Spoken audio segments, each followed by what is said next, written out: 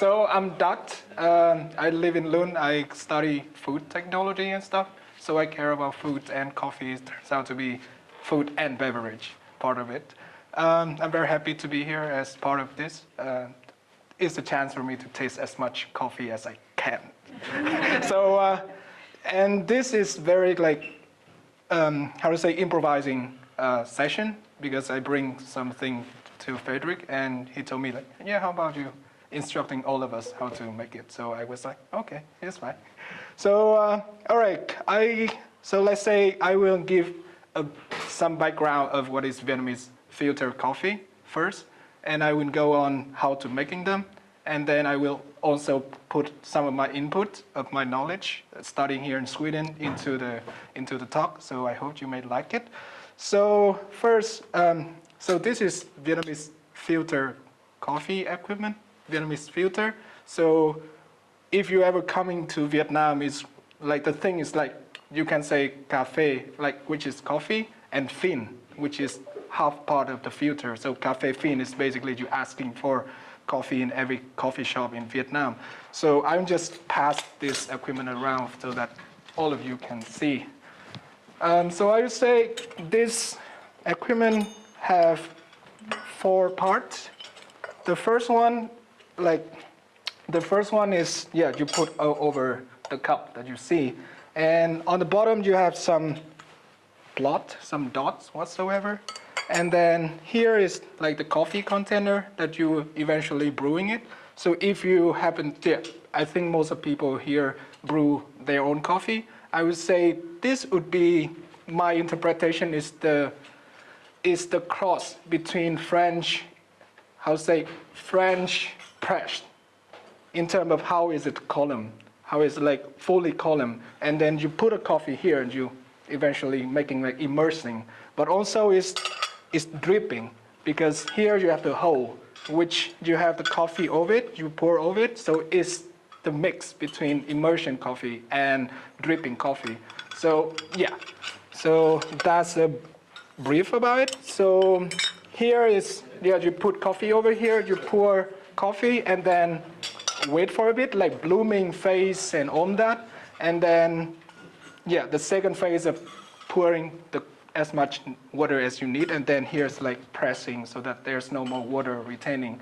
So let's say a bit about coffee, like coffee thingy in Vietnam. So I would say it's the big differences between how coffee is tasted here with the coffee tasted in Vietnam, because we grow Robusta and I think like because of the growth of the specialty coffee thingy, specialty coffee, third way, I'm not sure we are there yet. Maybe we are 2.5 or close to third way, I would say. So that people more of making the tradition, like making in the way that they always do it. So maybe before the quality is not that good. The quality is more, nobody cross-checking it. So let's say we make the batch that's consistent over time, which is dark roast. Let's go dark roast. Like if it get dark roast, it get bitter taste, but it's consistency. So that if you ever come into Vietnam, all the coffee you taste will be very strong and dark. And that's a part about the coffee beans that you're testing, but also about the way you're making it. So let's say, oh, thank you. Let's say here you're making coffee with the coffee to water ratio is like 1:12, 1:14 in terms of that ratio. But in Vietnam, it would be like 1 to about like the dark roastiness, and yeah, but here's more tutoring on how to use it. So yeah, it's not to replicate the whole experience of drinking coffee in Vietnam. So yeah. So all right, this is some hot coffee. I'm just eyeballing the whole process. So here I will put some coffee over here. The instruction on internet and everybody was saying like about 20 grams, so it's like 1 portion, like normally 1 portion of coffee. And here Frederick preparing like 70 grams. I would say the first step is to pouring over it, and because like if there's a hole, but you can twist in the way that holes of this equipment and the second part is not aligned, so that there is no crossing, and so you don't need a filter. Right. And then after that, so it's coming to the blooming phase, like yeah.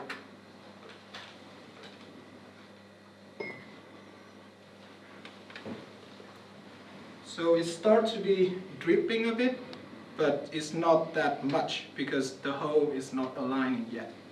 So it would be like blooming for a few seconds. How coarse the grinding? I would say the coarse is corresponding to the size of the hole. If you are going to very refined, like very fine, it will eventually flowing down. But so I think here is like level 6. It's the same as the way you prepare, I think. So it would be like coarse or no, it's fine, normal. Medium. Yeah, medium. So medium clay. So that is not like downing all the way, but yeah, it gets some effect. So and then after blooming, after it has been heating up, so that early extraction, and then you pour, yeah, you pour as much as you want, I would say.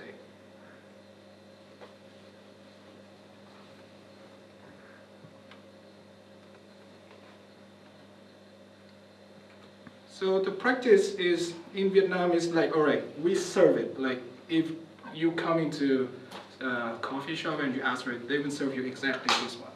It like so that you will eventually waiting. You are not like having a already cup for you to just drink. So we more like me and my friend on the table. We have this like waiting machine. Like we just talk stuff.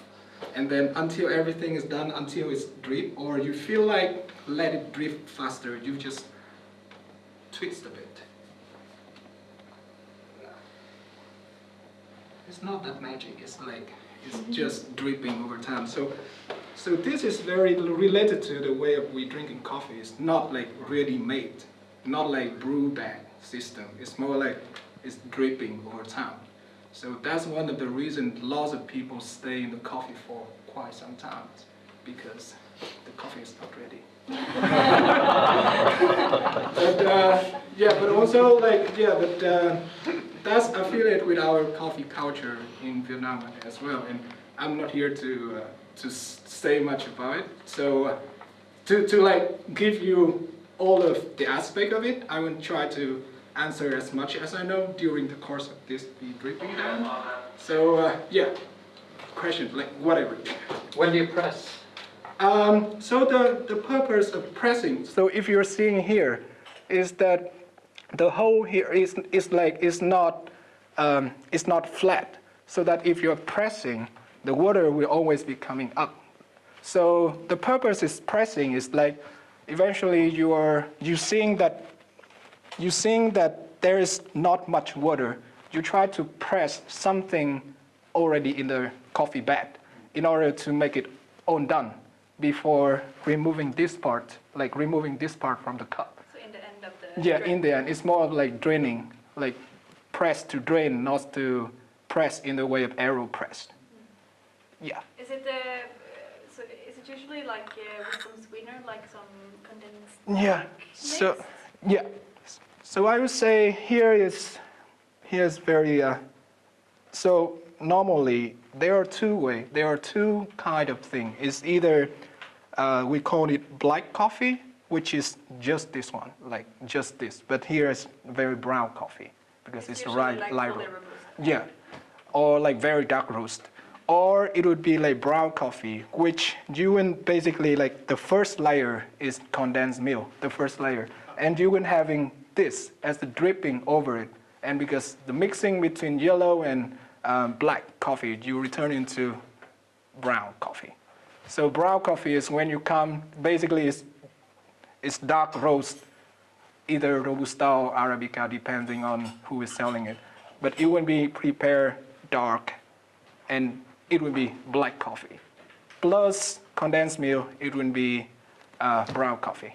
What's the most typical way to drink it? I would say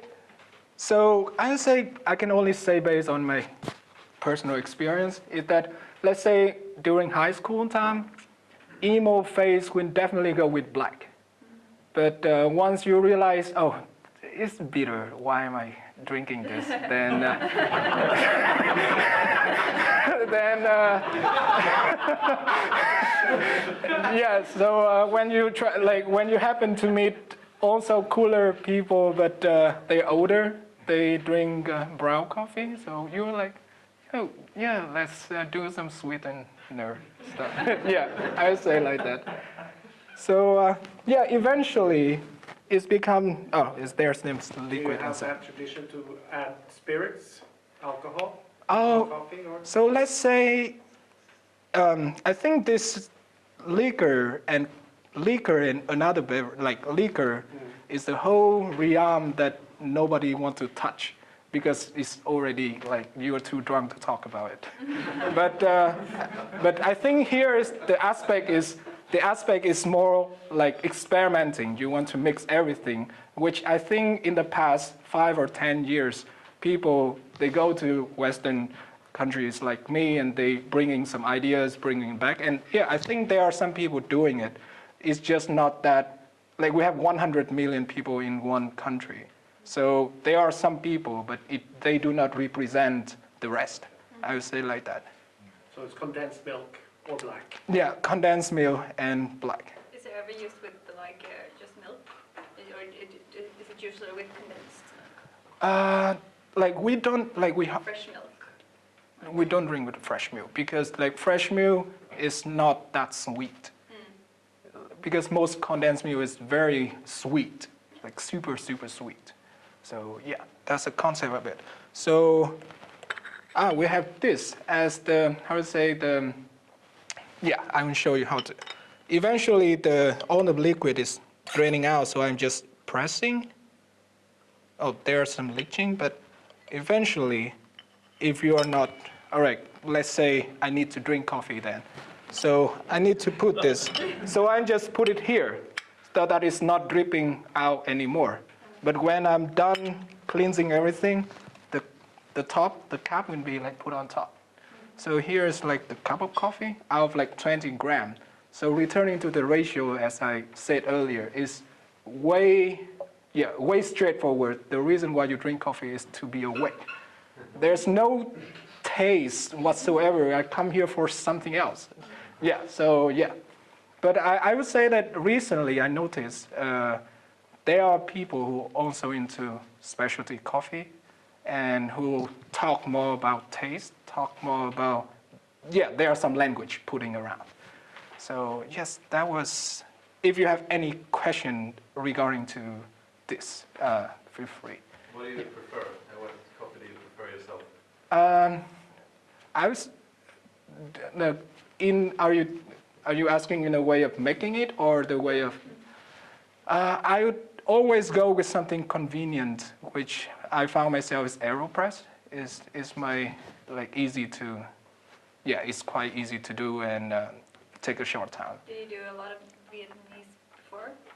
I would say I never drink coffee before this summer. Oh. Yeah.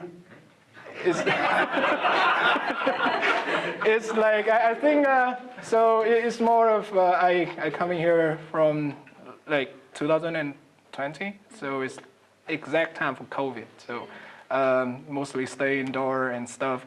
And then I study, so I was like, I need to focus on study, let's not try something else. And when I graduate, I was, I participated, like volunteer at the AeroPress competition, and I was like, this is fun, like, let's try. And I tell my friend, hey, who is like Swedish, who drink like 5 cups of coffee every day? And I was like, hey, I will try this, and I definitely by the end of summer I'd be addicted to coffee. And yes, like I drink coffee now. Do you drink Vietnam tea?